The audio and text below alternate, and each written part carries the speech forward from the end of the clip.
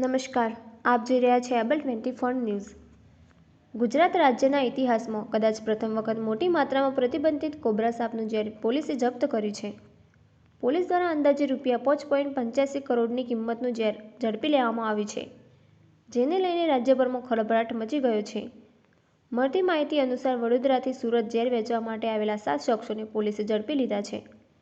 આરોપીઓ ગેરકાયદેસર રીતે કોબ્રા સાપનું ઝેર વેચાણ કરવા માટે લઈ જઈ રહ્યા હતા।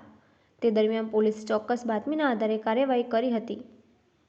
પોલીસ તપાસમાં ખુલ્યું છે કે આ ઝેરનો ઉપયોગ ગેરકાયદેસર પ્રવૃત્તિઓ તેમજ આંતરરાષ્ટ્રીય સ્તરે સ્મગલિંગ માટે થવાનો હતો।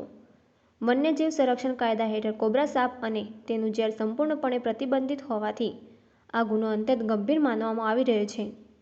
પોલીસે તમામ આરોપીઓની ધરપકડ કરી વધુ પૂછપરછ અને તપાસ શરૂ કરી છે।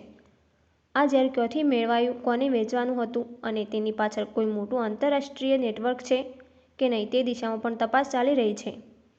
વન વિભાગ અને અન્ય એજન્સીઓ પણ આ કેસમાં જોડાઈ ગઈ છે। આ કાર્યવાહીથી વન્યજીવોના ગેરકાયદેસર વેપાર સામે પોલીસની મોટી સફળતા તરીકે આ મામલો જોવામાં આવી રહ્યો છે।